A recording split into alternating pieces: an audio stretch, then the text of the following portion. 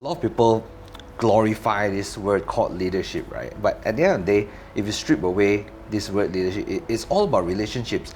This economic downturn cycle has been there. It's almost every 10 years we get one.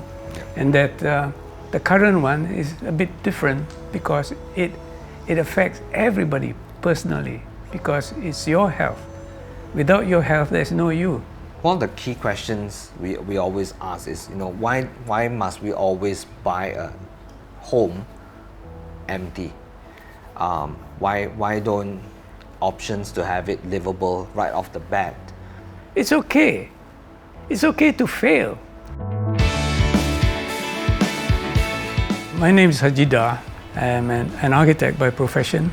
Alhamdulillah, I've been quite successful in the practice and have quite a few projects that will bear testimony of my contribution to the built environment. For example, the original Bank Pembangunan complex in Jalan Sultan Ismail was the first of the high-rises in Kuala Lumpur, and to the Republic of Maldives in the 1980s when I built their national mosque in the middle of the Indian Ocean. My name is Gavin. I'm the founder of the Makeover Guys. We are a solution company for property players. Essentially what we are is we are makeup artists. We're great at giving the place a little makeover, hence we're called the Makeover Guys. When it comes to renovation, it is a long process. I think there are thousands of decisions you need to make. There's so many materials that you need to choose from. There's so many things that you need to figure out. What we're trying to do is really figure out how to make the process more enjoyable, and ultimately better homes means better looking homes, safer homes, practical homes, highly livable homes. And I think in a nutshell, that's what we stand for, and that is why we keep doing it.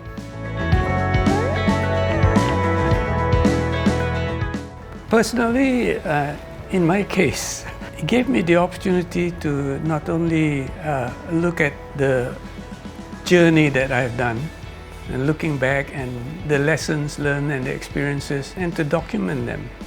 15 years ago, I thought when I turned 60, I should start writing my autobiography, which I never got on because they keep on telling me, we need your experience, so come back to work and things like that. So the lockdown, by the following month, I told myself, look, here's the time to finish out the book. So which I did. And it was published in October last year.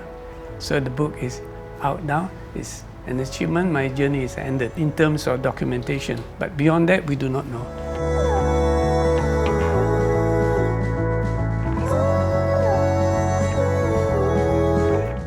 I think it gave me time to relook at my priorities. It gave me the opportunity to spend more time with my family.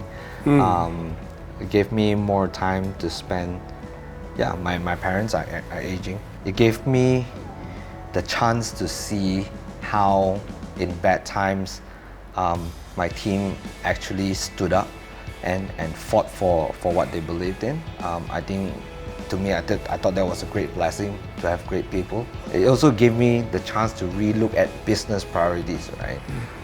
And it kind of really shaped the key strategies of our business this year.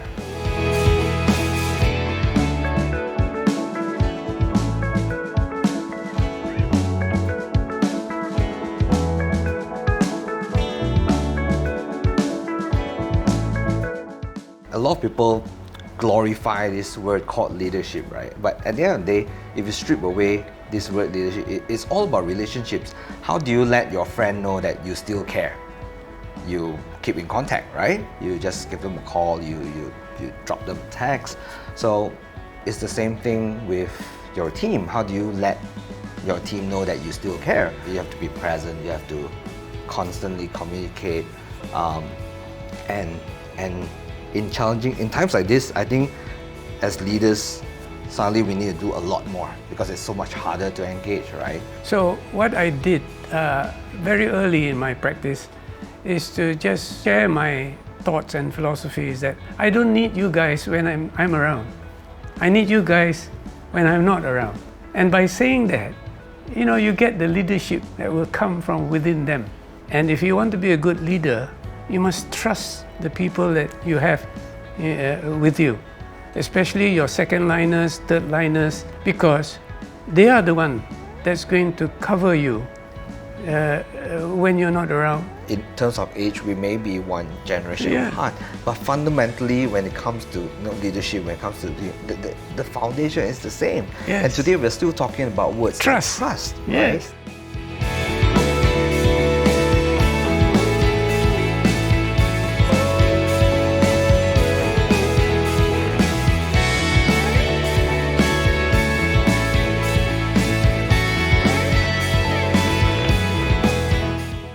I've lost jobs.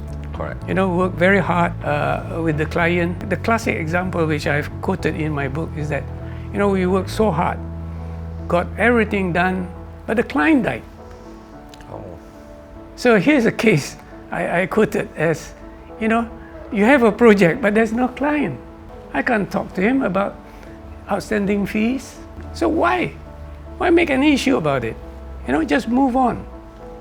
Shukr Alhamdulillah, you are still around, you plod on. And that's the best we can do in life. It's okay. It's okay to fail. I wish they knew that finding out what ticks and what works, what doesn't work, I wish they knew that it's a process. And sometimes we can't rush into that process. First we need to discover who you are, what you like, and at the end, or if it's an investment property, we need to discover what works for that property, where it is, where the installments. Yeah. It's impossible. There's nothing left I can take. And then I'll just pull the bottom. All right. You pull the bottom on your side so that it will fall to you. I'll fall backwards then. Oh no. You won't damage anything. Let's go. I'm sorry.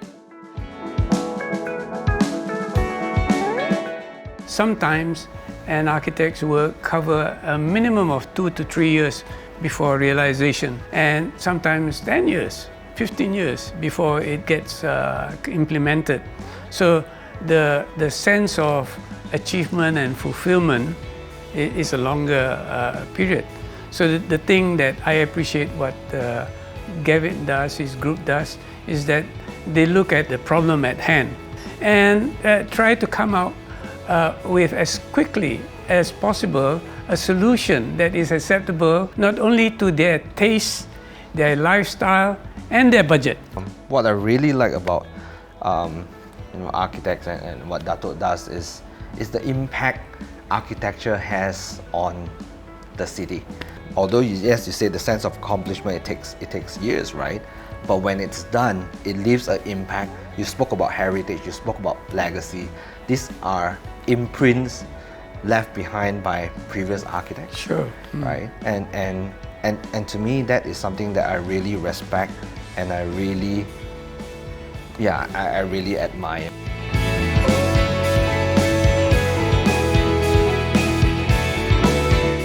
Because there's an oversupply of a lot of things in the market today. Oversupply of the high-end condos and apartments. So it's about time the investor says, okay, cut our losses, sell it cheap, and let people own and live in it. I think you will get more work. You'll be working with architects. That's what I meant. You can be a competitor, but in the end, you can be a collaborator. Correct. For example, if I have a client who has a lot of empty units, I will get them to be in touch with you and say, look, why don't you furnish all this? Let it out. And they can do it very cheaply. One of the key questions we always ask is, why must we always buy a home empty? Why don't options to have it livable right off the bat? I think making the home livable, especially when you get an empty home, that is where the real strain, financial strains and time strains to young families really start. When you buy a car, you don't buy a car without any seats, right? And then on the pretext of, making it more affordable. like I said, the collaboration must start from the very beginning, and I see the future of homes being that.